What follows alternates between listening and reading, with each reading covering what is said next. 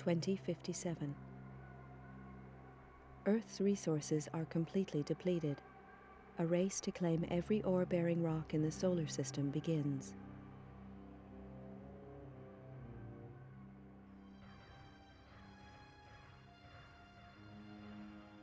(2079).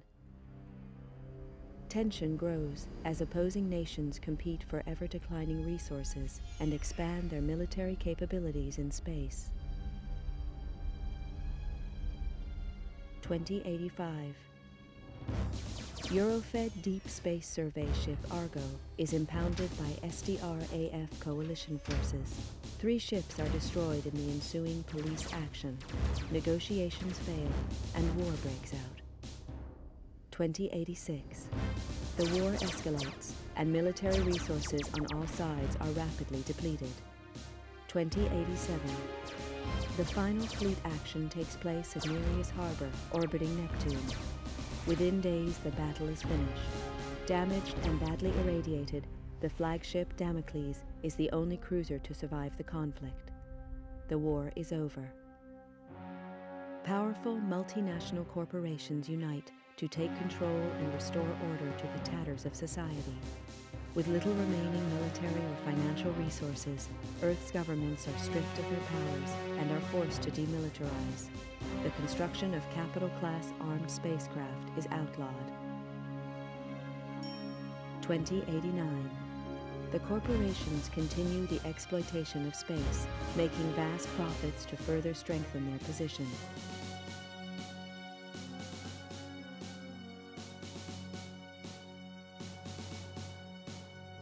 Earth's coalition government is allowed to create a multinational force to keep order in the colonies. The government police are born.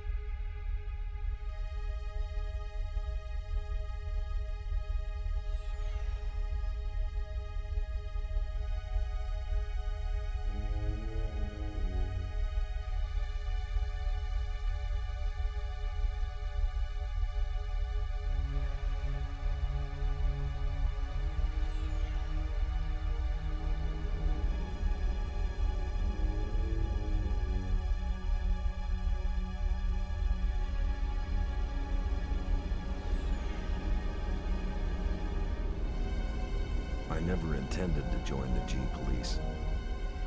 A lot of vets did after the collapse, but I'd seen enough killing. And killing's what it's all about. When they first hit the colonies, the G-Police operated like any other Earth-based force. They got slaughtered by the truckload, and it was clear that the frontiers required more forceful policing. Close air support was introduced in the shape of the AG-60 Havoc. I'd flown these babies on Mars during the war, and they were past their prime even then. Lack of funding from Earth means that these ships are still in frontline service. Second-hand machines flown by second-hand crews. Which doesn't make the job any easier.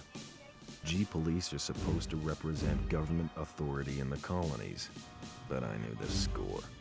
Most smart cops did now. Keep the population under control and try and turn a blind eye to any shady corporation deals. G-Police are all volunteers, usually vets with time on their hands. There's a few high-minded idealists who think they can make a difference, but the majority are just running from problems back on Earth. The G-Police ask no questions. If you're willing and you're up to it, you're in. Elaine Slater was one of the idealists. She was on her 4th tour as a Havoc pilot on Callisto, and now she's dead. Another good cop among many. They don't keep count anymore, but Elaine Slater was different. She was my sister. The inquiry gave a verdict of suicide linked to stress and depression. I didn't buy that. Elaine had won commendations for closing a couple of big cases, and she'd even hinted at a new romance. Depression just didn't fit the picture. If I didn't believe the suicide verdict, that left only one option. Someone murdered her and went to the trouble of covering it up. I had to know the truth. With a couple of street contacts and most of my savings, I bought a new identity and signed up as a Havoc pilot in the colonies. My military record got me a posting to the main hotspot, Callisto, to Elaine's old unit. I knew I'd have to watch my back out there. If anyone found out I was Elaine's brother, I was as good as dead. Welcome to Callisto, Mr. Taylor. I'm Commander Horton, and I run this operation. I don't know who you were trying to fool with that false name, Bull Slater, but it's not gonna work on me. I'd met some of the pilots already. They seemed pleasant enough. Horton was another story. A horror story. He talked tough and looked tougher. That hunk of tin hanging around his brain hadn't slowed him down, though. He'd spotted my phony ID and was not impressed. Arriving on the same flight as the internal affairs investigator hadn't earned me any brownie points either. It was plain that my new commander didn't trust me. And that was okay. I wasn't too sure about him either. As I listened to Horton, I noticed the medals he wore. A vet from the Neris action. No wonder he looked half dead. Well, then it clicked. He was the Horton, the last Great Fleet captain. What the hell was he doing in this backwater? I don't trust you, Slater, and I'm gonna be watching you like a hawk. Your first briefing is tomorrow at 0500 hours in the main briefing room. In the meantime, I suggest you take a look at your unit's database and familiarize yourself with it. That's all for now, Slater. Dismissed.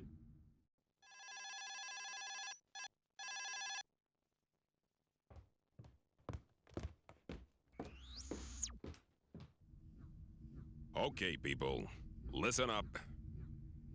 We all know that gang warfare has escalated rapidly in the past few months. We've been hit pretty hard by it. A lot of the weapons being used by the gangs are restricted military issue. We need to find out where this state-of-the-art firepower is coming from and neutralize the source. Recent information points to Krakow employees being involved in this weapons smuggling. The evidence is slight, however, and there is no clear motive for the corporation as a whole. I have expressed our concerns to their president, Natalie Argenta, who was naturally denied any involvement. Argenta is coming over on the next shuttle, which arrives in 4 days.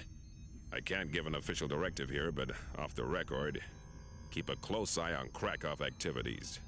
I think they're hiding something. As you're probably aware, internal affairs are now investigating us, so no foul-ups, no heroics, and definitely no friendly fire incidents. Understood? Keep your eyes open out there, do your job, and get back in one piece. We can't afford to keep losing pilots or gunships at this rate. Mission briefings are at 0500 hours tomorrow. Good luck, people. Dismissed.